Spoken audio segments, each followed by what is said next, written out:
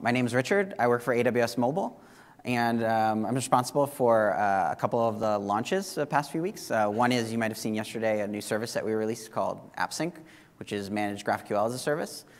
The other thing that I'm responsible for is a lot of the JavaScript strategy that we've had in AWS Mobile over the past 6 months, such as our support for the JavaScript frameworks on mobile web, as well as hybrid like React Native and Ionic. And today, what I'm going to focus on is a library that we released about a week ago, and have some big plans for in the future as well. But specifically, this library is called AWS Amplify, and I'm going to go into the details about first why we built this and kind of some of the capabilities, and then I'm going to do a couple small little demos here of how you can get started with it in your app. So as we're getting into this, right, many of you, I'm assuming, are thinking about building some applications, right? This might be, you might have enterprise workloads to where you want to add on a front end to engage new areas of consumers. Or you could be at different stages of your business life cycle, right? These might be things like I'm building a startup, or I've got a medium-sized business and I want to either pivot or launch it mobile first, or do all sorts of different strategies, right? And if you think about the innovation nowadays happening in the marketplace, like a lot of them, whether these are games or new services like delivering cars to people at different locations, right? The truth is, mobile really permeates our everyday life in different ways, right? So some of these could be how AR, VR is coming into the workplace and the home. They could be how IoT devices essentially have mobile front ends on top of them, like smart refrigerators and things like this. And to really differentiate in business, you need to tackle this space in one way or the other. So if you think about some of those use cases that I said, right, like many of them, you don't start and say, well, I have this idea and I want to build an app, and it's got to have a cool UI for people to log on, right? That's probably not where you start. And you probably didn't say, I want to build this app, and when somebody clicks a button, I really want it to have analytics to know how many people click that button, right? The truth is, people start with data first. And that's usually around either text and lists and ints and floats and things like that, or it's content, like they're showing pictures or a bunch of posts on a wall and stuff like this. And that's basically where our strategy starts. But very quickly, we start thinking about, well, how do I secure these things? How do I have different privacy controls, either for my app holistically or on the individual user basis? How do I add things like MFA? Maybe the avenue of getting data into my system is a backend API. Now, you could use something like AppSync if you wanted to have GraphQL from day one, or you might have legacy systems or reasons to use like REST-based backends, which are still very valid today, even with new types of data interaction patterns that happen, right? So you need to know how to control and connect to all of these things. You also are probably thinking, especially if you have existing teams or you have new teams, like how can I accelerate development more than just the technology? And the truth is, when it comes to hiring expertise for skills, native development is really great, and it's kind of like you can almost equate it in some ways to like levels of abstraction, like we do with serverless platforms on top of EC2 instances, which are virtualized, hypervisors on top of bare metal and so forth. Well, the kind of push in today's day and age when we see a lot of these hybrid platforms or even mobile web is kind of abstractions up from the native platforms that are underneath them. And the reason why a lot of people are hot on this is not only because they get faster iteration in dev, but it's also about skill set. Like it's really hard to just like hire an Android developer and you spend 6 months hiring them, and that's a very specialized skill set that they can just develop on this one platform, and they might only know this piece of that platform instead of the whole breadth of the ecosystem. So that's really a lot of the motivation that we found from talking to customers, is people that want to accelerate their business faster. So some things that you can do on AWS today with JavaScript as an ecosystem, right, as a platform. You can do secure authent and auth, so that's authentication and authorization. We're going to talk about those things differently, right? Authentication, proving who you are. Authorization, proving what you have access to. You can connect to APIs. This might be APIs traditional, like maybe you're trying to call a REST endpoint that's built on EC2, or it might be something like a serverless platform like API Gateway. You can connect via real-time. That could be real-time like you might have seen yesterday in some of our AppSync announcements with using GraphQL subscriptions, or it could be connecting to something like AWS IoT. You can do analytics and targeted messaging, which is pretty interesting because the channels aren't one-to-one necessarily anymore, just being an individual mobile device. This could be analytics and targeted messaging doing push. It could be text, could even be email. Maybe your real-time messaging is actually another channel as well you want to bring into that. And finally, of course, I talked about rich content. You're probably going to want something like a global CDN hooked up to this, or other avenues to stream video that's very aware of mobile connections and isn't going to drain battery life or CPU cycles. And of course, you can do a lot more, right? I'm just kind of touching the surface here. You can do all sorts of stuff from bot connections, and you can do voice translation, as we recently saw, and there's a lot more capabilities, but these are some of the basics that people usually focus on. So what are some AWS services, if you're not familiar, to tackle some of these things?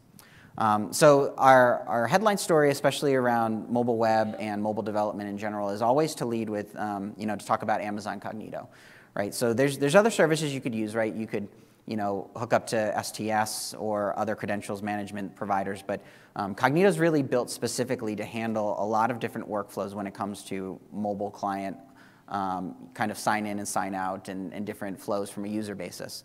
So this might be unauthenticated use cases to where you still want to know the identity of the user and the device from a tracking perspective, but they haven't actually logged in. So maybe you use unauthenticated roles to give them a preview of your site, but they can't comment on articles or things like that until they log in. Then they could go through an authenticated flow to where they either log on with Facebook or Google Plus or log on with Amazon. And in which case you actually give them a new role with new credentials so they can do some of these other activities that they might not have had access to. A new feature that, well, it's actually not new right now, but it's not very well known, but that Cognito can do through these flows is fine-grained access control. So you, at runtime, can basically look at who's logging in and provide rules like, are they in the engineering group, are they in the HR group or something else, and give them specific roles based off of that group that they're in. Of course, all of this comes back to federation, so multiple services and providers that you're joining together. The reason we usually talk about auth first is because all the other services which do all the cool things like providing data and so forth are usually stopped if you haven't gotten credentials. So once you've gotten credentials, usually customers start to look at, they're like, okay, cool, how do I pass this to API Gateway? Well, API Gateway, as many as you might know, fully managed APIs, a front door for many apps if you're using a REST-style backend. But most customers want to protect it based off of AWS credentials, right? So and I'm going to talk about how those AWS credentials work in a little bit behind the scenes. AWS Lambda is usually the backing store of this for running compute logic in the cloud. I'm not going to talk too much in detail about that right now because that's kind of on the compute track. But once you're doing these things too, like if somebody got data by pressing a button, you might want to track like every single screen transition they do, every single button click they do, things like that, and even just get base analytics built in. I'm going to show you how you can do that with Amplify a little bit later and then do targeted messaging based off of this. I talked a little bit about AWS AppSync as well, and of course another big thing of this service that we announced yesterday is this is built in offline capabilities as well, not just real time. So you can write JavaScript applications that automatically work offline on multiple types of platforms and frameworks, and you get this stuff built in. And then finally, some of the tools that we have behind the scenes to automate some of these. AWS Mobile Hub has been around for a few years now. We also have released, about a week and a half ago, you might have seen it, specifically for the front-end engineer, is a CLI that lets you automate these workflows. So many of our customers found that, okay, it's cool, you're scaffolding an app from scratch, but what if I have an existing project, like a React or React Native or an Ionic project? You can literally use this CLI, you can install it from NPM, and then just navigate into your project and inject features inside of it like auth, like analytics, and so forth. So let's talk about APIs and serverless. This might be a common pattern that you've probably seen before where I have some backing store, I have API Gateway with Lambda, and I want to do fine-grained writes and reads to my DynamoDB table. How do I connect to this from a client? Well, the way to do this, if you want to use something known as AWS Signature version 4, that I'll speak about in a minute, is you usually get credentials from Amazon Cognito. So I show a logon page, I get those user credentials, and then I pass these credentials as a header in my API request. So this is traditionally used as an authorization header, which has a signed token assigned to it. And once I do that, then I can basically connect via proxy and do all of these things like gets, posts, puts, and deletes, and so forth. Additionally, if I've wired that up, I want to send those users tracking events to an analytics database, right? And to do this, though, what AWS does is we protect all the analytics that you can send through to your analytics database with Amazon Pinpoint via these credentials that you got from Cognito. Because it probably wouldn't be good if you just had your app that was built up and maybe you had a competitor or somebody else that found out your API key through either decompiling your project or just looking at your source, and they were just sending a bunch of random and fake events, right? So we protect all of this information through those credentials. But once you've got this, we essentially can allow you with just using a couple of our libraries to get base user information like session start, session end, if the user logged in, if they logged out, as well as custom events and metrics and records, like maybe it's even monetization events, like if they checked out of a purchase or you were building a game and needed gems and things like that. But as you get these, you can create campaigns from them. So if I were using React Native, for example, I might send those events to Amazon Pinpoint, and then from there, I can filter and say, okay, these people logged on through these specific days in this month using this specific metric filter, and I'm going to send them push notifications with this specific message. And I can do A/B testing against it to see if it was messaging that was working right. Did they open after they got a message of their app? Maybe it was a push notification or something like that.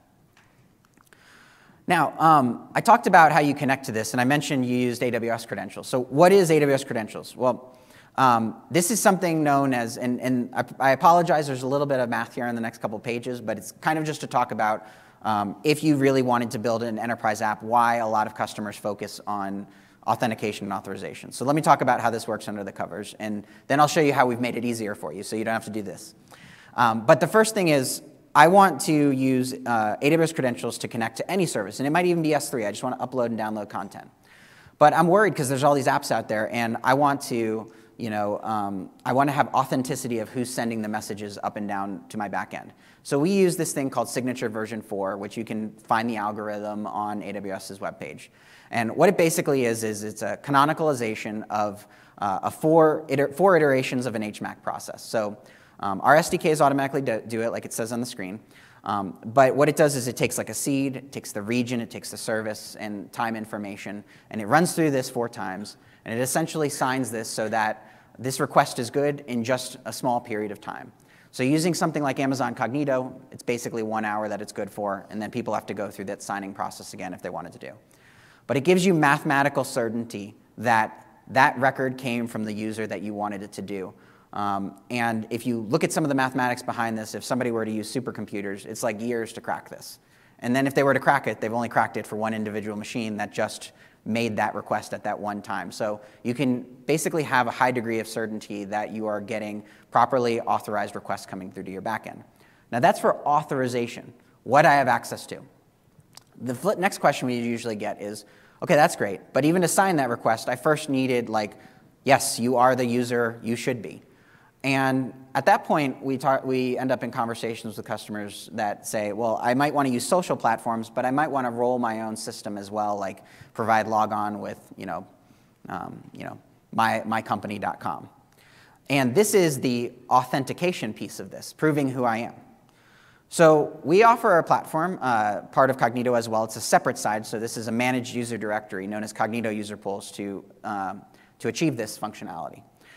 And it gives you OpenID Connect tokens, or OIDC for short, which are JSON web tokens.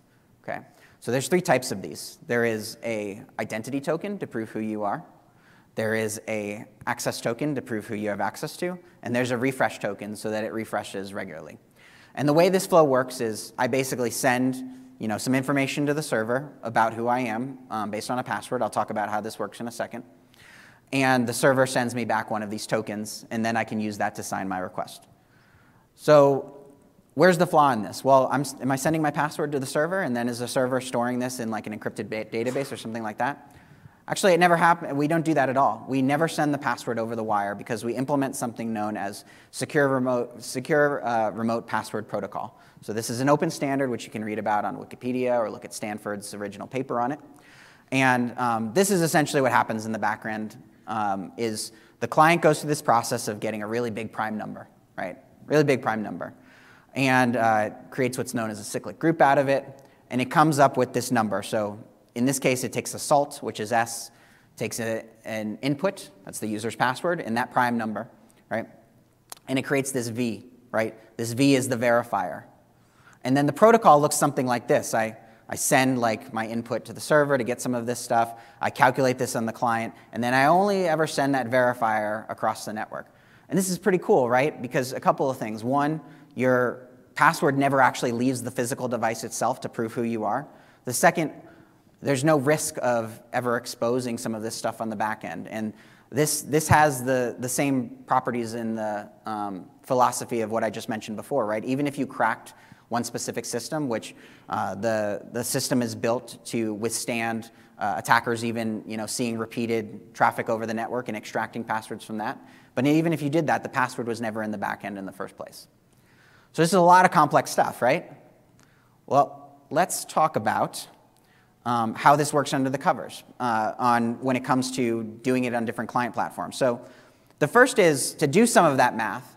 And why did we release some of the things like this Amplify library is that takes a lot of CPU cycles on mobile devices, right? And when you're doing the CPU cycles on mobile devices, there's things like Montgomery multiplication and other algorithms that calculate big matrices. But what we've seen is just-in-time compilation on different JavaScript libraries is often disabled on different platforms. It's disabled on some of the web platforms and some Node environments. Specifically, it's disabled very commonly in React Native environments and some Ionic environments as well. And the reason they're doing this is because they're trying to optimize like frame refreshes and rates when you're doing scrolling and so forth and stuff like this.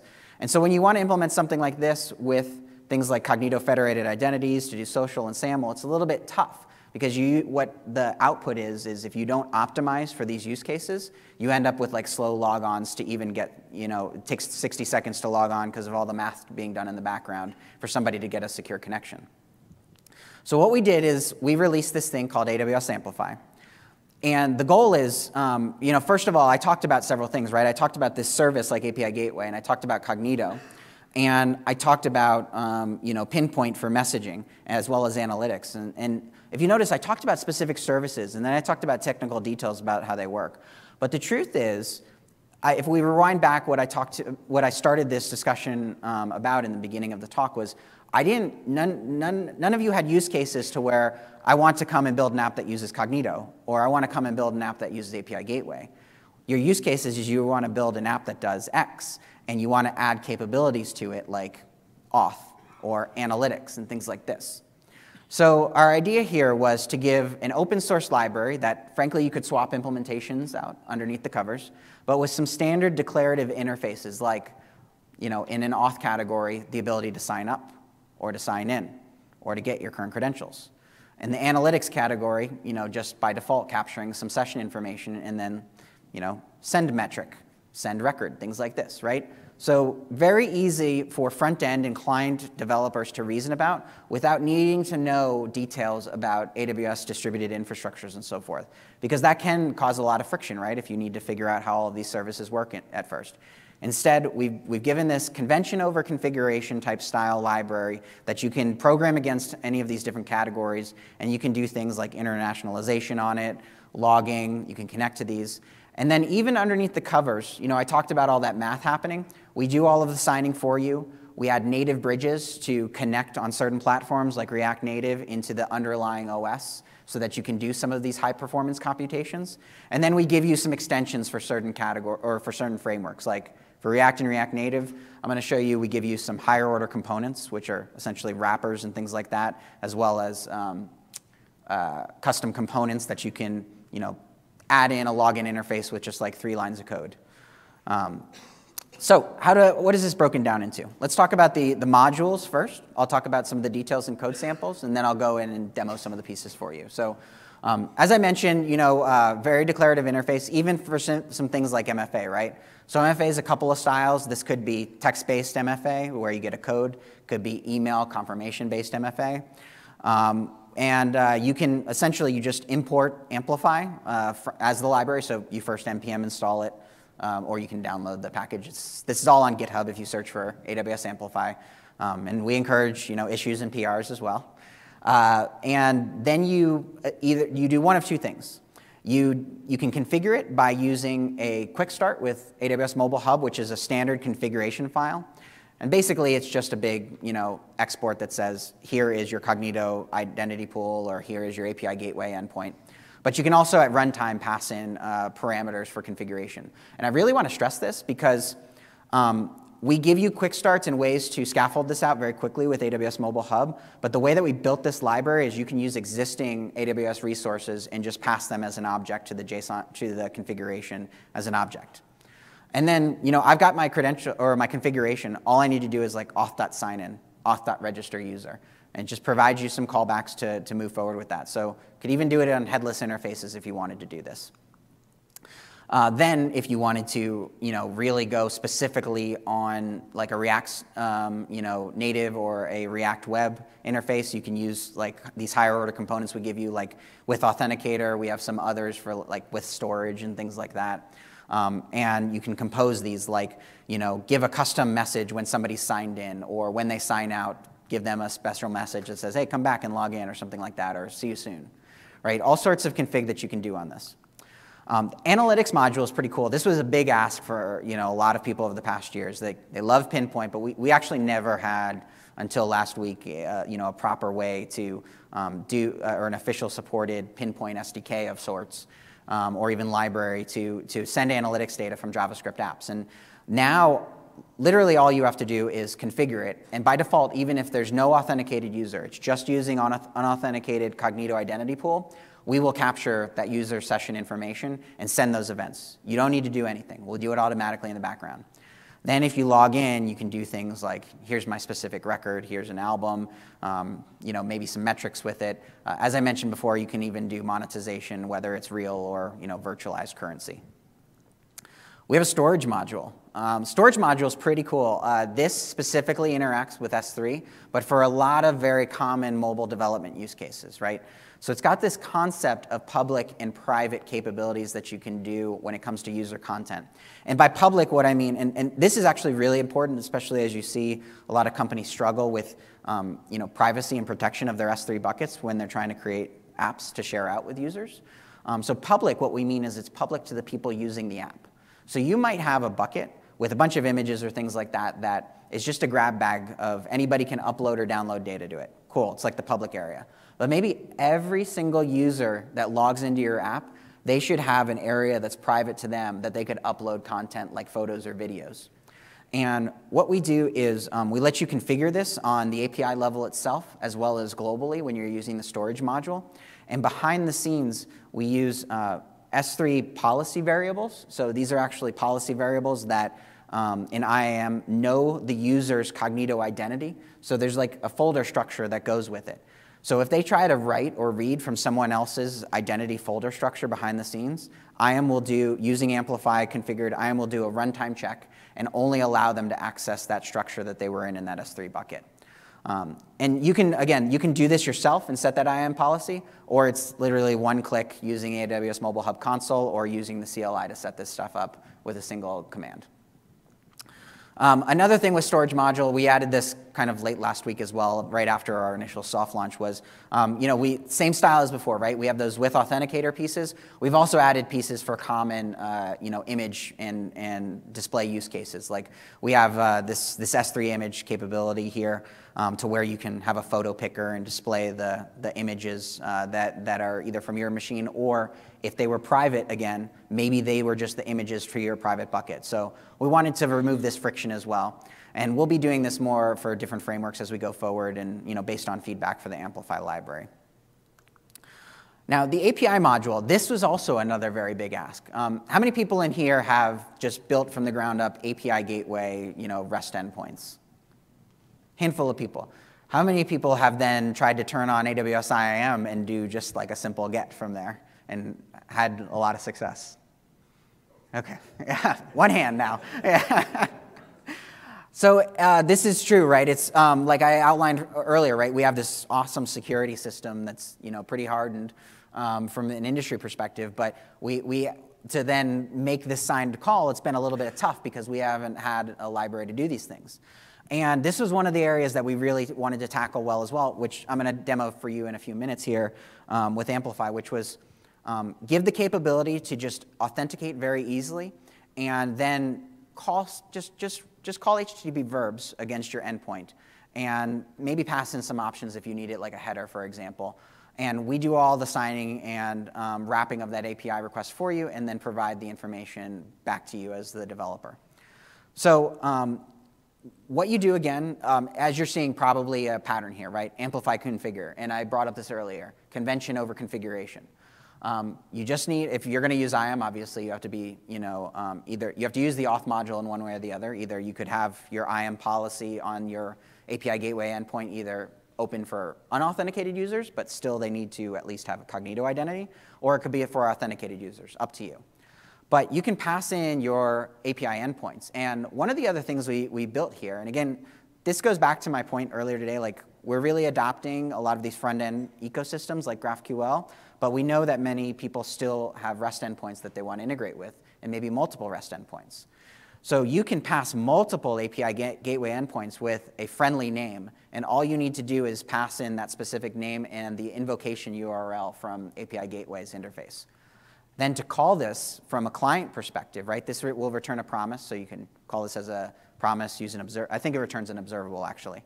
But you can use like observables or AsyncAwait, and just pass in that API name and then the path and optional headers.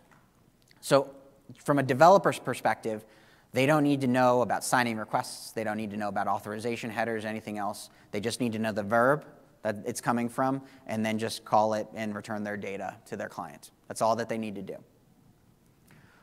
Some other modules that we've dipped a toe in the water, but we're going to extend a little bit more, is capabilities around internationalization. And hopefully you can see it OK on the screen, but what I did was I used here in this picture Amplify configure again. But when I had Amplify, I pulled in the I18N module, and I set it to French. So inside of, I'm using that higher order component for React here as well with Authenticator. And I would try to pronounce this as French, but I don't speak French. But trust me, I know a person that speaks French, and he said that this is accurate. So you can add in another language just with one line of code here and essentially get this level of security for different users of your needs.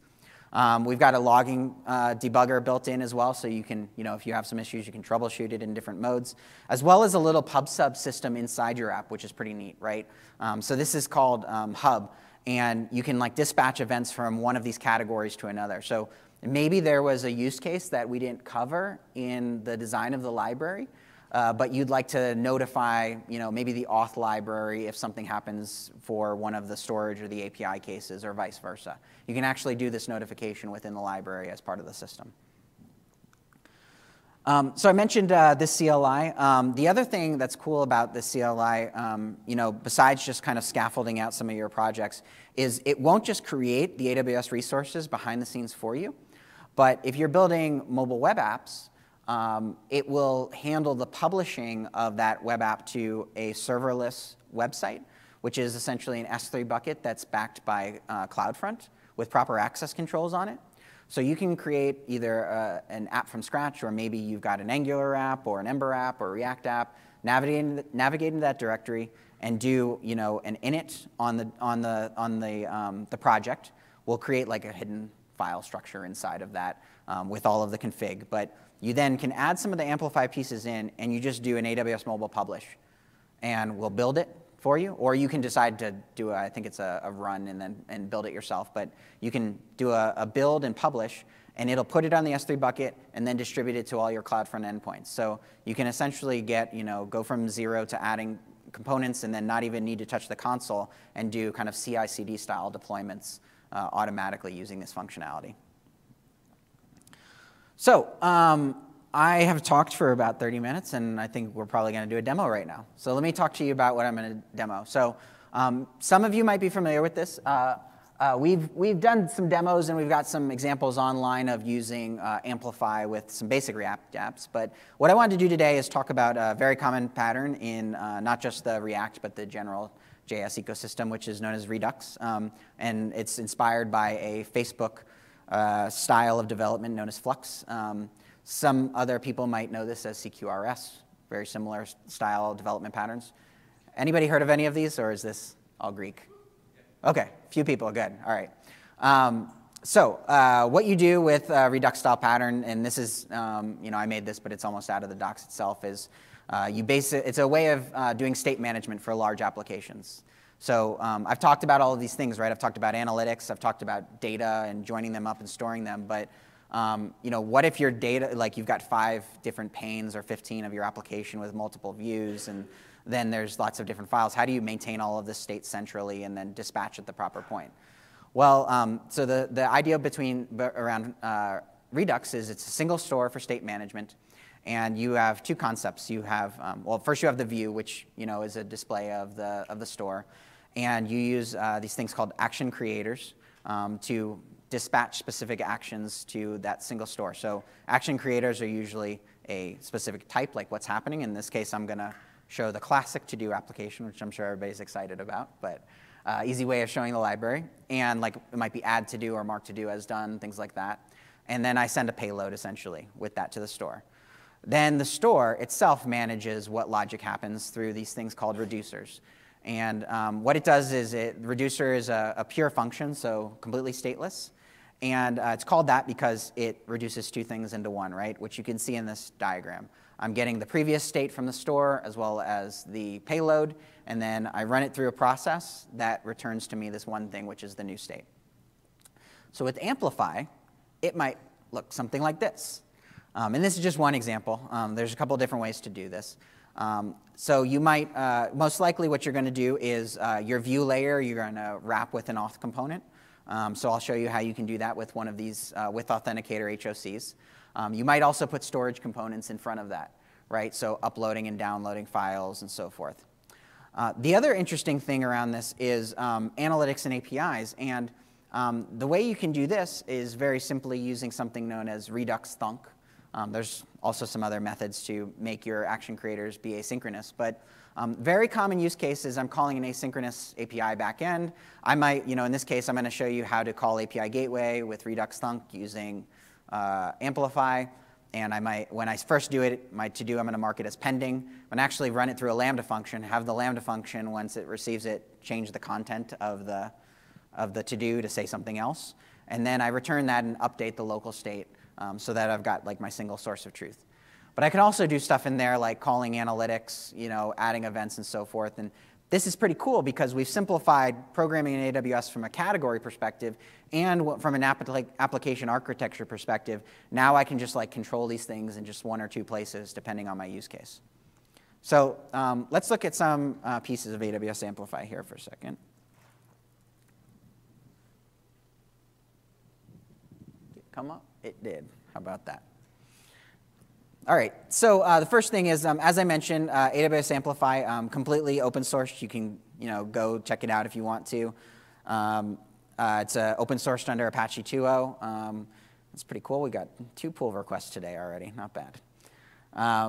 It's broken down into those categories, but it's pretty quick to get going. You install it via npm, and then we've got quick start guides, such as I mentioned, like just configuring it, adding things to a background. But I'm going to actually take you through an application first. If you're familiar with like Create React App, I'm just showing some code on how you can use Create React App to add Amplify to your application. So I will start this back up.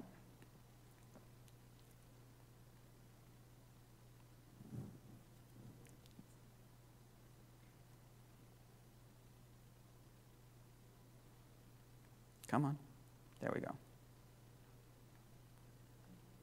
Cool. I'll sign out in a second and show it. Well, I've got MFA on, so we'll see how well text messaging works in here. So I'll demo signed in first before I sign out. But with this Create React App style application or any of them, essentially what you can see is, as I mentioned, you just kind of import whatever you want from AWS Amplify, such as the whole lib or pieces of it. And then you can pull in some specific things, like for our React HOCs, you can pull in like the Authenticator or with Authenticator. You can pull in specific greetings and kind of build out your own UX when it comes to logging in or logging out. But the most important thing is you need to pass it some configuration, right?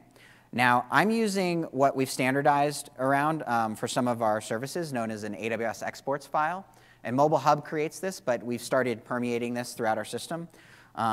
It does things like essentially grabs all of your configuration, like your CloudLogic backends, which are essentially API gateway endpoints, grabs things like your project names, grabs your DynamoDB table names if you want to interface with those, your S3 buckets, and so forth. And you could pass these individually to AWS to your configuration, or like I'm doing, pass it through as an object.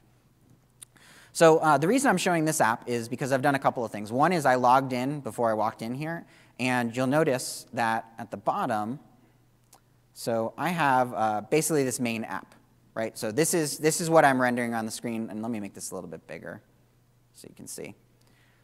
This is standard React, create React app. It's creating an app component that it's going to export at the bottom. And what I've done is I just passed it this HOC with Authenticator. So that's all I needed to do to add a login page. Now, if you notice, I've also got this sign out button because I don't need that necessarily. If I just did this, it's not there anymore. So it's basically a way of passing specific information in, like, do I want to say who the user is? Do I want to give them sign out capabilities or not? Just through some common commands. Again, the whole idea about Amplify is encoding industry patterns for UX flows when you're interacting with the cloud. Now, I don't have it baked into here just for time for the demo, but if I wanted to, I could have also built in I could use this authenticator component that we provide to build like my custom UX when it comes to signing in. So I could have a sign-in screen, specific greetings that I want to give to people, and so forth, stuff like that. But in this screen here, I added 3 specific buttons. So I added this call API, this get creds, and this record, or this record one, excuse me. What do these do? Well, as I mentioned earlier, Amplify isn't just a React or React Native thing. It's actually just a base library that we extend with specific framework information on top of it.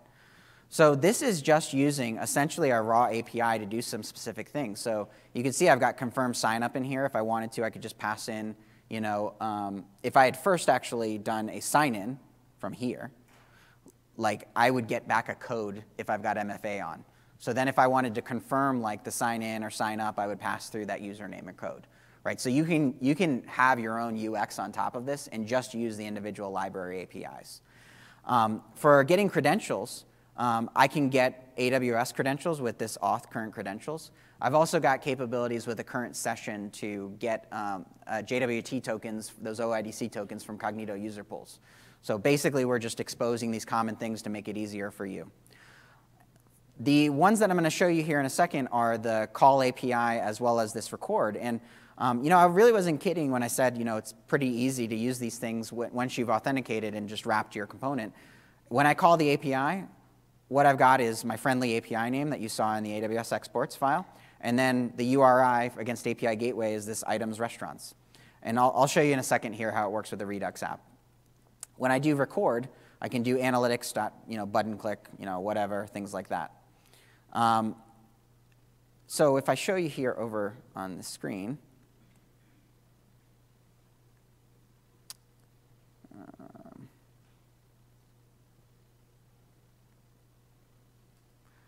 this will actually be an interesting test because I haven't tested this yet today. So we'll see what happens here.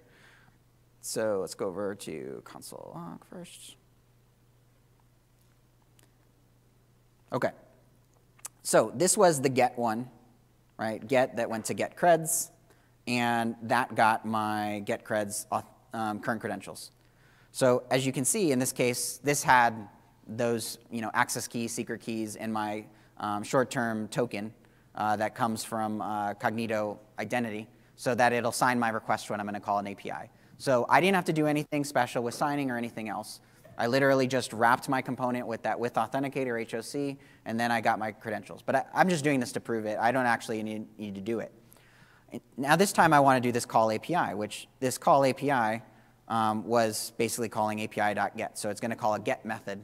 If it was API.post, to call a post method on this resource.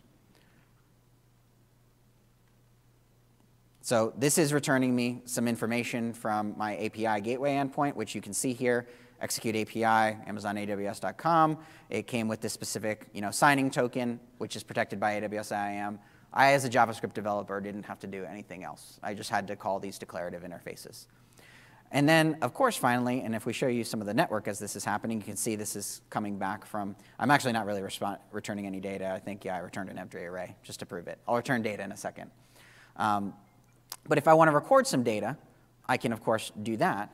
And this will flow through to Pinpoint Analytics. So I don't know if I spit out anything to the, yeah, I just did a click in this case. So this will shoot out information to Pinpoint Analytics, which gets uploaded roughly every 5 minutes or so. Now, if I look in the console, just to show you a couple of those things, I'm going to go over to Pinpoint. And I know I have a lot of these, so I think I have React Sample, Analytics.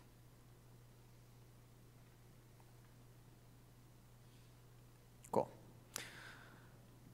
This is basically getting all of my application analytics, which I think we can see. Yep, that's November 28th, 27th, a few here. You can see some information coming from my mobile client here that I shuttled through to Pinpoint, right? So you can see monthly active endpoints going through. You can see when I originally started building this on the 17th, I'm sending through some information, right? And I can, look at this over the last 30 days, over the last 7 days, things like that, as well as look at the individual events themselves. So some of the event types, just without, you can see my button click one in there, but like session start, session end, did user sign in, did they send out? You can dynamically track information through here. And this is a really low-cost way to add analytics to your JavaScript-based app. So that's pretty neat. But I showed you an architecture a couple of minutes ago of doing this in a Redux Tile app. Well, what would that look like? So I will close this one down really quick.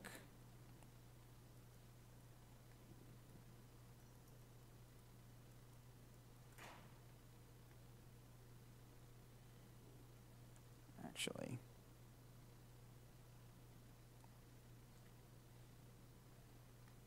before I show this one,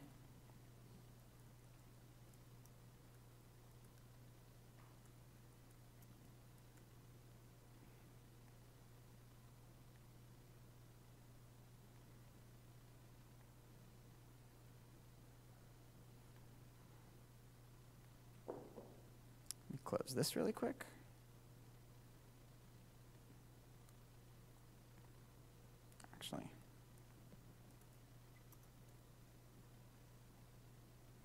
Let me show you the starting point first, just so you see how we would add Amplify to a Redux Tile app. Okay. Cool. So a very easy to do application here. Mobile session. I add stuff. Another JavaScript library. Right. Pretty straightforward to-do app that I can mark stuff complete or not, right? And the prototype of this that you would do many times if you're doing a Redux tutorial or something else is probably something many people are familiar with, but you start with your app. You create a store here. This is almost textbook out of Redux documentation. And I showed that kind of diagram before where I had action creators that come from actions as well as reducers. So my actions are going to be things that look like this, right? I'm going to create, for each one of these to-dos, I'm creating a unique ID to store it locally. And I have a type which is add to-do, and then that toggle to-do, like you just saw, is basically me clicking it. And it goes to this reducer that when it's add to-do, I push it onto an array that's locally in my Redux store. And when I'm pressing toggle to-do, it marks it as done and does a strike through basically on my component. You can see here, to-do is done, and it does a strike through. So this is essentially, forgetting about the UI piece, the state management. I have reducers, and then I have actions that are pretty simple, right? Oops, let me put these side by side. Okay? So let's say that I wanted to add Amplify to this, and I just wanted to start with a logon page. So this time,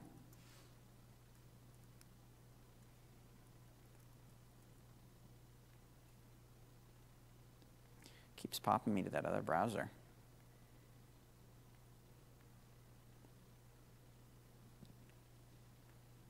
Okay.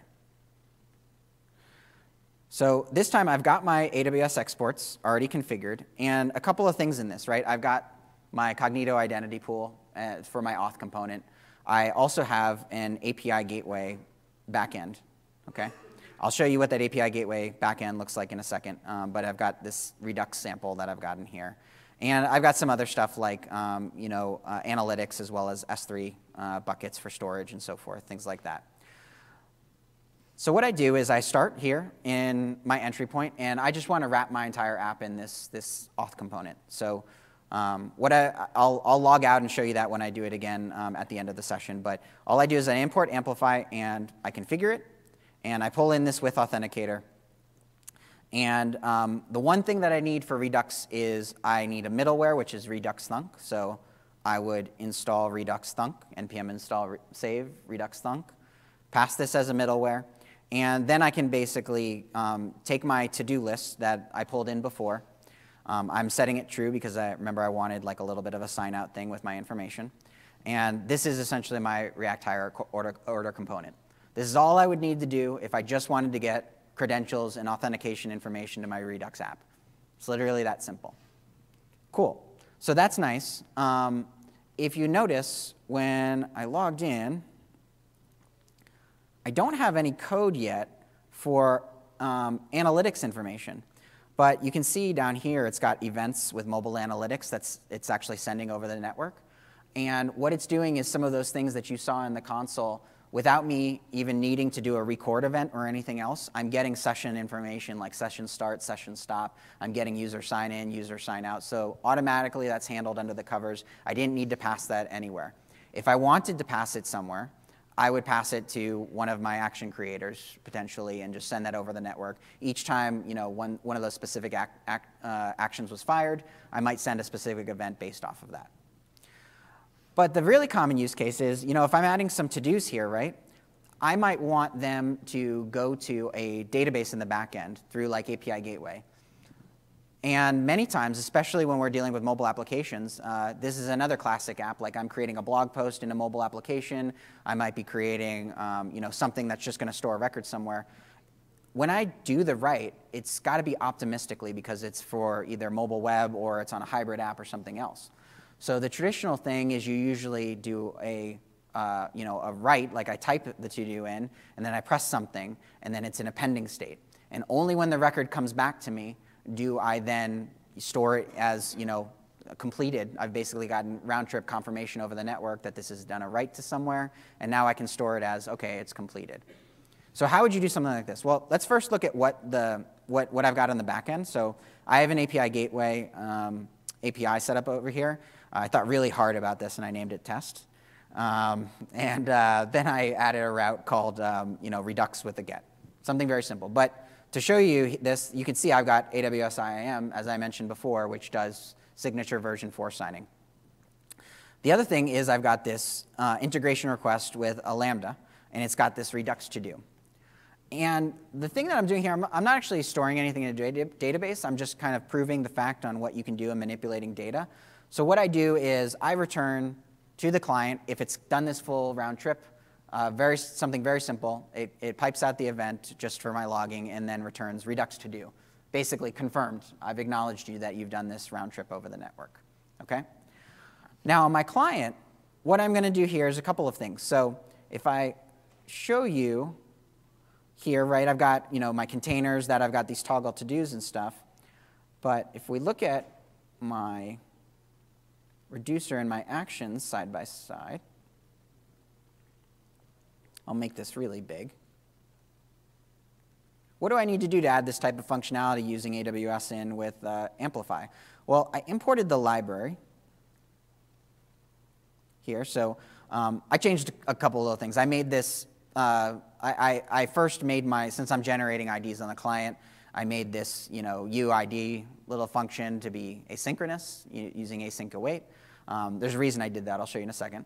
And then I pulled in AWS exports file again, and I grabbed my API gateway endpoint. And these are what I pass to my configuration, right? The other thing that I did was I changed my to-do, right? So I left it in the code here so you could see it. But this is what my to-do looked like before. Oops.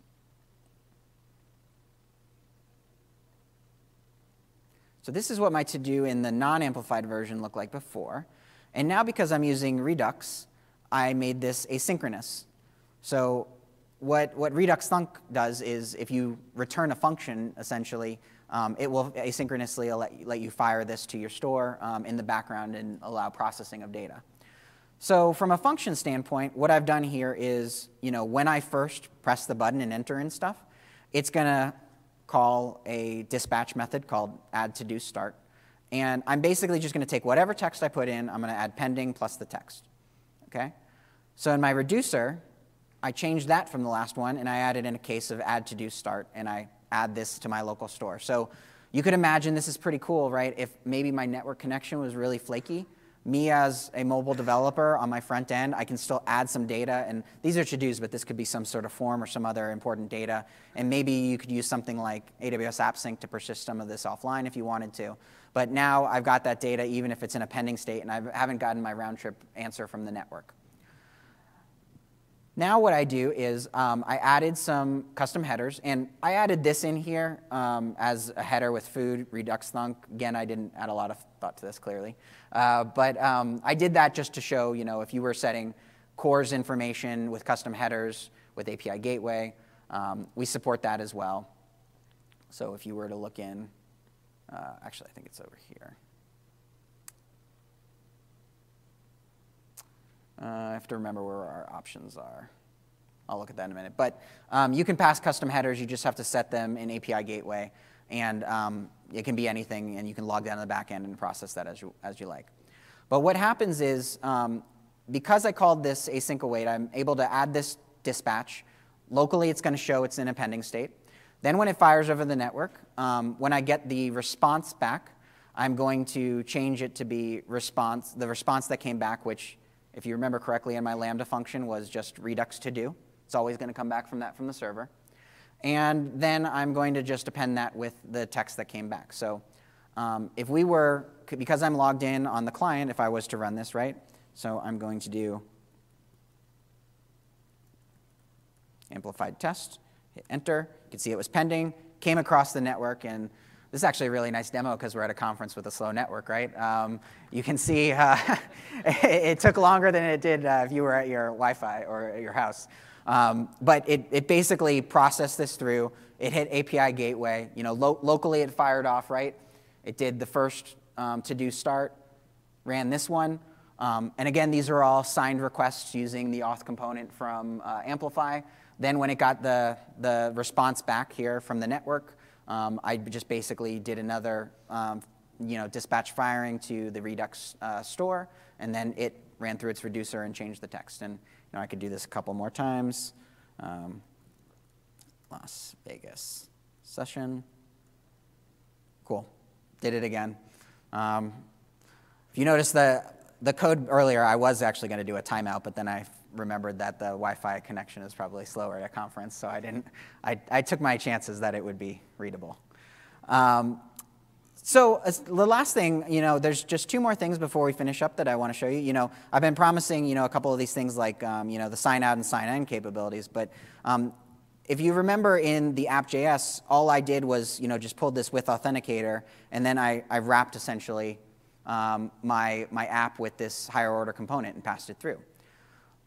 Well, what you would see from that is something like I could, get a basic component that looks like this. You can style this as well as you like. The Amplify library provides that on the repo. If I wanted to do sign up functionality, I could put, Richard with some password information that I won't do right now during the presentation. It'd be pretty capable from, doing that SRP signing process that you heard before on both React and React Native platforms, and others as well.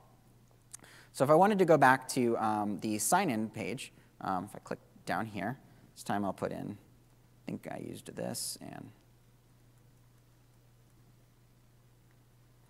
okay, here's the test to see if I can get a text message in this room. Yes, we're in luck. So 941272. So this is SMS-based MFA. And you can see, nice, because I'm using Redux, my store is still hydrated, and I'm logged in and I can do some of those actions. This was SMS-based MFA. You can also do email-based MFA. I take that back. You can do email-based, but you can do N-factor MFA with Cognito user pools through this session as well. So you can do CAPTCHAs and all sorts of stuff, and keep the chain going on as you like. The last thing I will just talk about really quick before finishing up, switch back over to presentation here, is so if you did see some of these things too, I showed how you can use this library again for the existing AWS ecosystem before yesterday. You can also use this really easily with, if you're interested in dabbling in with GraphQL and AWS AppSync, using the real-time and offline functionality there. It's also even easier because I showed you some of those APIs that you saw before, like getting the credentials either for the OIDC style tokens or from the AWS IAM credentials. Since AppSync supports both of these, like you can do for GraphQL types, you can do AWS IAM style authentication or authorization at the GraphQL type level, and you can also use Cognito user pools with groups to specify, HR users or engineering or finance, like they can do these specific operations on GraphQL schemas. You can essentially use these two, auth.current session and auth.current credentials, these two APIs, and pass it straight to your AWS AppSync client. So you can see in both of these cases, I've kind of highlighted it in red and done it out, but if I wanted to use Amazon Cognito user pools, all I need to do is just get the current session and the access token. I am missing an N on the end there, so it should say access token with an N. But then you pass that through, and similarly, if you want to pass in AWS IAM credentials, it's literally this easy using this library with that new service from yesterday. So with that, thanks everybody for listening.